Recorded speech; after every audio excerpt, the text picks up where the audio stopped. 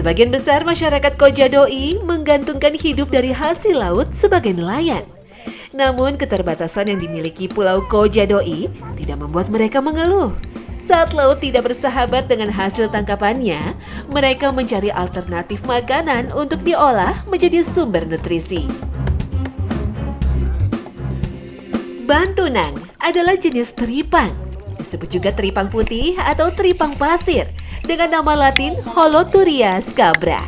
Teripang ini banyak ditemukan di sela-sela karang yang hidup atau mati, dan umumnya di perairan yang dasarnya mengandung pasir halus. Saya mendapatkan bantunang yang besar. Geli ya? Saya pernah liputan ini juga di daerah Lingga. Nah, cuman bedanya kalau ini dia seperti ada titik-titik duri. Kalau dilihat dari samping ada duri-duri halus. Kalau yang di Lingga itu dia gulir-bulir-bulir, garis-garis, gurat-gurat begitu. Tapi jenisnya sama-sama cacing pasir, memakan pasir. Nih kalau misalnya dibuka, dibuang isi perutnya, nanti isinya pasir semua. Satu tips yang tepat dalam berburu bantunang adalah saat merasakan atau melihat lubang yang kemungkinan berisi teripang. Maka dengan cepat harus segera digali pasirnya. Kalau tidak, teripang akan bersembunyi jauh ke dalam pasir.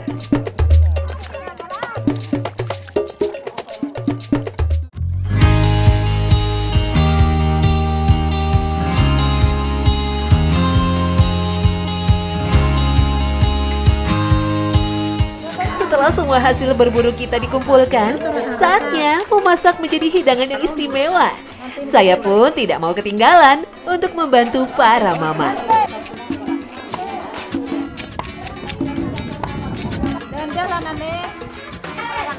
Ini rasanya luar biasa, lihat. Turun tangan semua, rame banget, udah kayak di dapur umum, berasa ada pesta di sebentar lagi. Jadi memang yang berasa banget dari Kojadoi ini adalah gotong royong ya. Nih sebelah saya nih pas samping karbohidratnya. Bikin apa? Bikin kasuami dari ubi tunggu.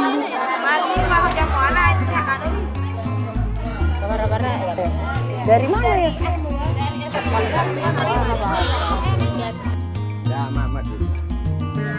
Karena keterbatasannya ruang terbuka di Pulau Kojadoi tidak membuat masyarakat Kojadoi kehilangan akal. Bukit batu yang berada di Pulau Kojadoi dapat dijadikan rekreasi sambil berkumpul.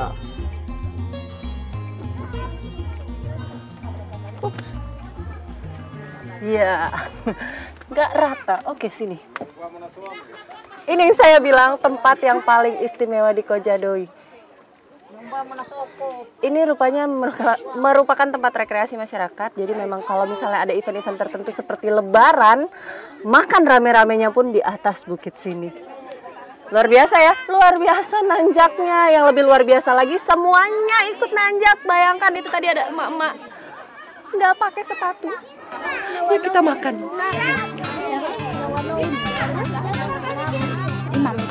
Oke. Rasa kebersamaan yang dimiliki warga Kojadoi membuat saya takjub akan pulau kecil ini. Makan dengan menu yang sederhana ditemani pemandangan yang indah sudah cukup untuk melepas kepenatan.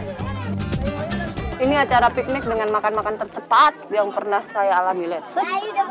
Semuanya udah pindah ke perut masing-masing. Udah tenang, udah tinggal enjoy pemandangan.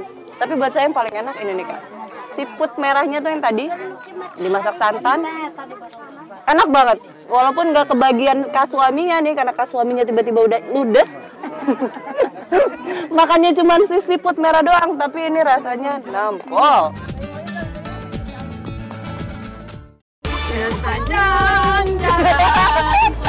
Suasana seperti mau jalan-jalan ya nih naik oto. Padahal saya sama mama ini kita mau gali tanah.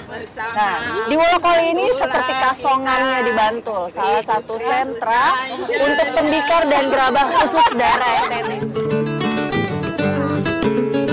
Tidak semua tanah dapat dijadikan tembikar. Karakter tanah yang bisa menjadi bahan baku tembikar adalah tanah yang sulit menyerap air, lengket dalam keadaan basah, dan apabila dalam keadaan kering, butiran tanahnya terpecah-pecah secara halus. Ini namanya kobor, tapi kalau kobor tuh disangkutin ke kepala. Nggak kuat, bisa patah leher. Ini yang proses selanjutnya, ini masuk ke proses penjemuran. Ini yang baru kita ambil nih, biasanya dijemur kalau tergantung matahari begini bisa 2 harian, habis itu tumbuk. Yuk. Ayo mari. Tumbuk.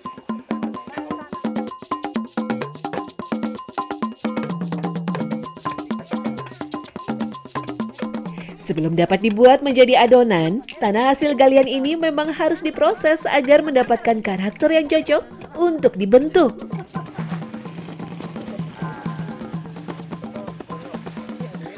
Setelah itu, kemudian tanah diberi air dan barulah dapat dibuat menjadi adonan pembuat tembikar. Namun, agar campuran tanah tidak menjadi lembek, tanah yang basah diberi campuran pasir halus.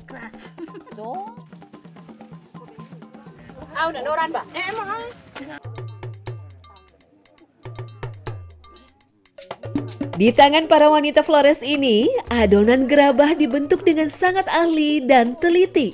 Tanpa alat modern, hanya menggunakan kekuatan tangan dan insting mereka sebagai seorang wanita asli Flores. Dahulu, tembikar berfungsi sebagai perkakas rumah tangga atau keperluan upacara religius dan penguburan. Pokoknya intinya gini, ini yang disebut batu tatap. Jadi, di saat kita pukul, itu harus pas-pas. Kenapa? Kalau enggak, bolong.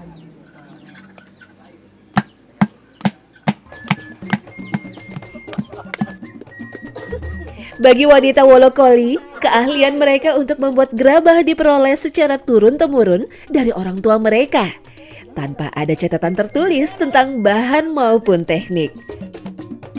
Setelah jadi, tembikar belum bisa langsung dibakar, akan tetapi harus dijemur dulu selama 1 hari sampai ia mengering.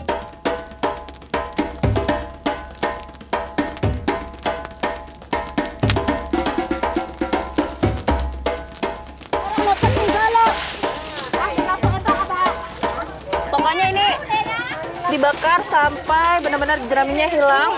Itu lebih kurang 1 jam prosesnya. Nanti kelihatan dari bentuk fisiknya tadi, ingat kan warnanya agak-agak pucat, nanti setelah dibakar berubah.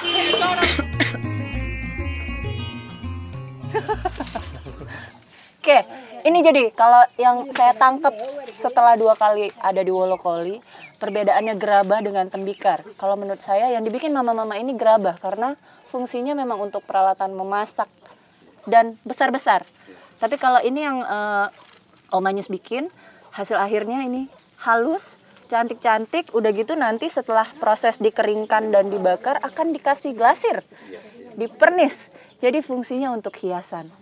Satu keterbaruan yang keren ya.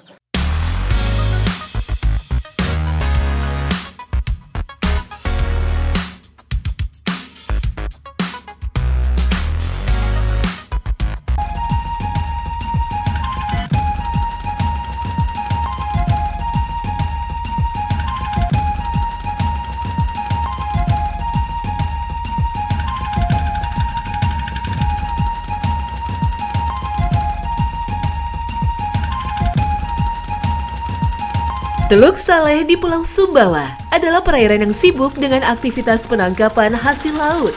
Teluk di utara Sumbawa ini menyimpan potensi laut yang luar biasa jumlahnya. Di Nusa Tenggara Barat sendiri, Teluk Saleh tercatat sebagai perairan dalam yang paling luas. Jika kita tarik garis lurus sepanjang pesisir teluk, akan terbentang lebih dari 300 km panjangnya. Pada zaman kuno, Teluk Saleh merupakan jalur vital perdagangan yang menghubungkan Sumbawa Barat dan Timur. Wah, sampai. Nah, itu dia. Nah, jadi penandanya itu seperti dibikin ada gabus apung ya. Jadi dia sistemnya memang seperti keramba apung gitu, rumpun apung. Oh, itu sudah ada isinya.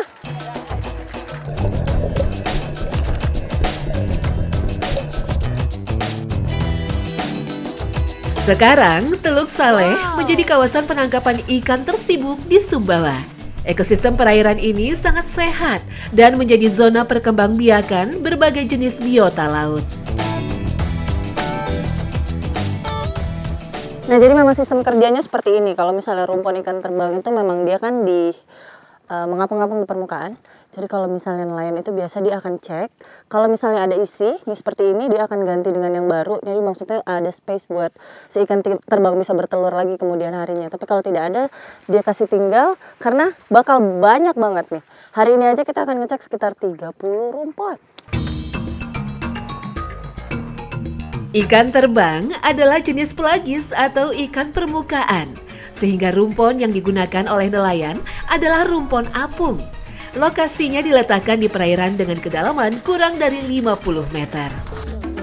Telur ikan terbang mulai dilirik nelayan Teluk Saleh sekitar tahun 2012. Aktivitas ini berkembang pesat karena pengaruh keberhasilan nelayan di Sulawesi dan Maluku. Secara umum, musim telur ikan di kawasan Empang Teluk Saleh berlangsung selama 3 bulan lamanya. Nah, lucu ya, jadi memang ini kan memang disediakan tempat untuk dia bertelur, tapi pun dia pilih-pilih gitu. Jadi lihat kalau misalnya kita lihat nih, begitu kita sibak ada setumpuk, ya di situ saja dia bertelur nih. Di setumpuk ini aja, bisa di sisi bagian kiri, lalu nanti ada agak di sisi sini. Nah, tuh. Lucu ya? Ya pokoknya masih.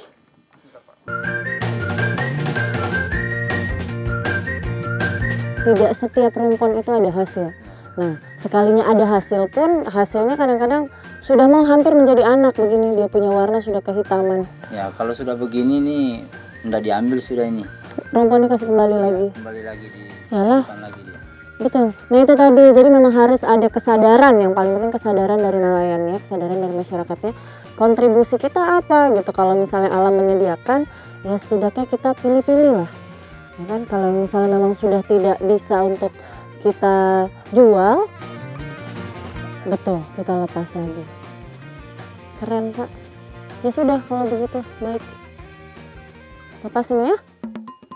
Telur ikan terbang akan dilepaskan dari rumpun dalam kondisi segar atau basah. Proses ini harus dilakukan dengan cepat sebelum terjadi perubahan karakter telur akibat hawa panas. Saat ini, telur ikan terbang sangat diminati oleh negara-negara di Asia Timur. Kegunaannya untuk dijadikan pelengkap makanan dan juga bahan baku pembuatan kosmetik.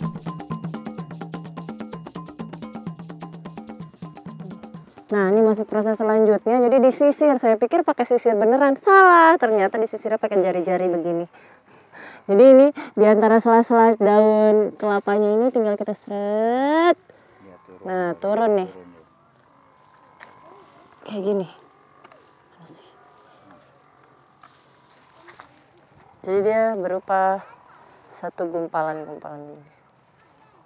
Nah kalau misalnya dilihat kenapa sih ngebersihinnya tidak tuntas, tidak bersih banget. Nah di sini rahasianya sama seperti panen madu. Kenapa sih panen madu? Pasti ada yang sedikit kita sisakan.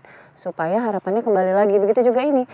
Ini kalau misalnya tidak bersih sekali kita ambil telurnya. Begitu nanti kita taruh lagi ke laut. Dia akan pilih bertelur lagi di sini ya Pak. Dibandingkan dengan pelepah kelapa yang baru. Ini yang paling manjur. Yang masih ada sisa-sisa telur begini. Ini tapi kalau kecil-kecil gini ngambilnya gimana?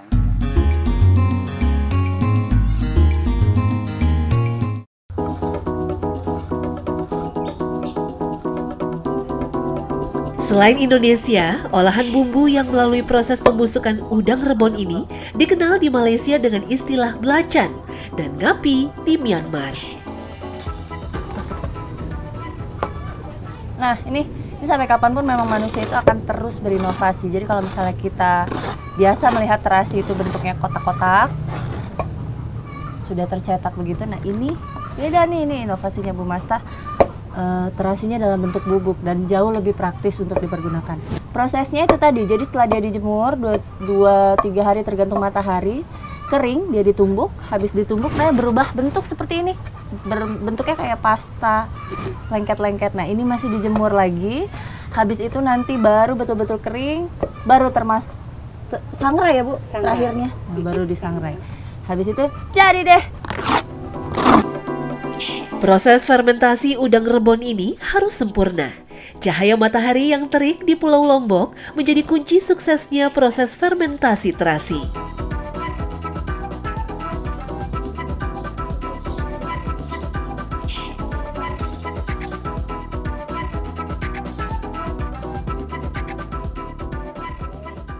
Ini Bu, saya cicip ya Bu. Wanginya gurih banget.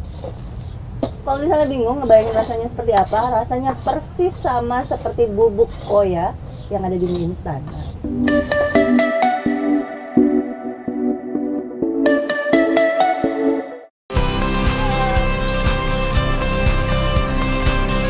Nih, itu tanda-tandanya. Jadi kalau misalnya sudah sampai lokasi, Pak Zahra tadi berdiri lihat. Nah, biasanya dia nampak tuh dari atas permukaan, warnanya merah ya, Mas Dani ya? Hewan krustasea yang memiliki nama latin Acetes sp atau terasi shrimp ini sangat bergantung dengan siklus pasang surut air. Udang rebon merupakan salah satu udang yang berukuran kecil, sekitar 0,5 sampai 1 cm.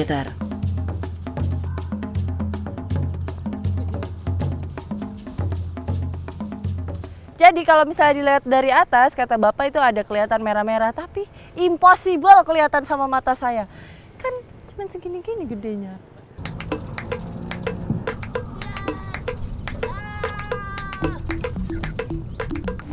Nih rebannya bentuknya seperti ini.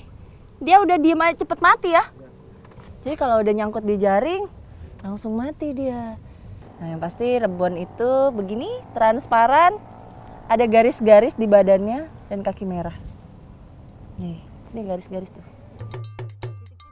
Udang rebon memiliki kandungan gizi yang hampir setara dengan jenis udang lainnya. Namun karena ukurannya yang kecil serta nilai ekonomis yang cukup rendah, maka seringkali udang rebon hanya dimanfaatkan sebagai bahan olahan serta umpan ikan. Nah, udang rebon ini memang jenis udang ya, bukan anak udang. Ini memang jenis udang sendiri. Dan kalau misalnya di sini lazimnya dikonsumsi setelah jadi olahan, nggak lazim dikonsumsi gitu aja. Nah, ini tersebar rata hampir di seluruh wilayah Asia Tenggara. Pokoknya patokannya hidupnya di antara lamun-lamun. Nih, lamunnya sampai ke bawah.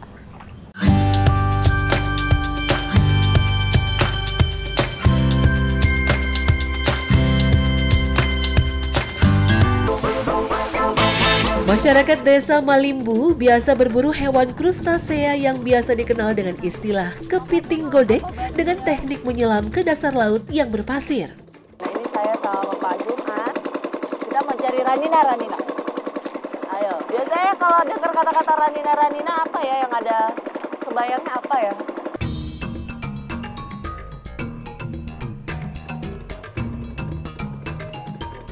Nah jadi ranina itu adanya memang di dasar-dasar yang bawahnya tuh pasir. Jadi kalau karang dia nggak ada. Masih penasaran kan apa? Sebentar ya, kita cari dulu. Ya Pak. Ranina merupakan predator bagi ikan-ikan kecil yang hidup di dasar laut. Kepiting ranina biasa hidup di daerah perairan dengan suhu hangat di kedalaman 3 sampai 30 meter di dasar laut.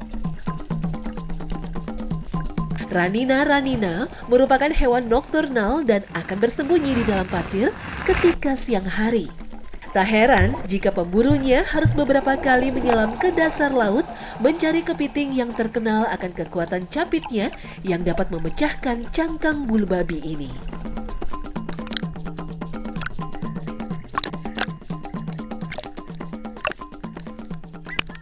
Ini dia.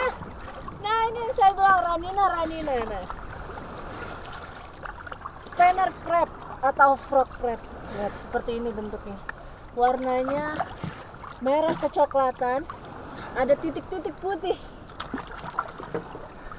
Dia tersebar banyak di perairan tropis dan subtropis di seluruh dunia. Nah, nih untuk sebagian wilayah sudah over eksploitasi. Jadi ini cuma buat lauk ya Pak? Iya. Tidak dijual lagi nan. Ranina.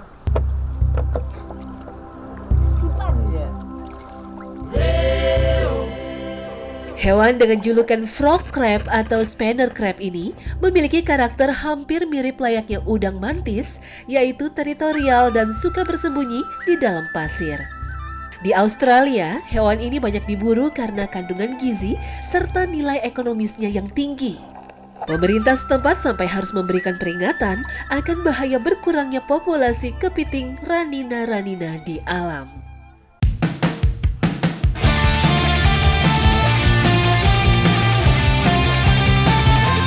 Jadi perlombaannya mulai dari start, nanti di sana di ujung dikasih tanda yang bendera warna biru, nanti akan berputar dan putarannya itu harus selama 3 kali. Ini besar banget. Ini adalah teripang pertama yang saya dapetin. Ini adalah jenis teripang donga. Nah kalau apinya besar itu nggak nyampe 30 menit perebusannya, tapi nunggu teripangnya keras juga ya Bu ya. Ini ukurannya pun udah berubah loh, udah menyusut, tadinya besar jadi kecil sekali. Semua layar sudah dikembangkan, tinggal berangkat.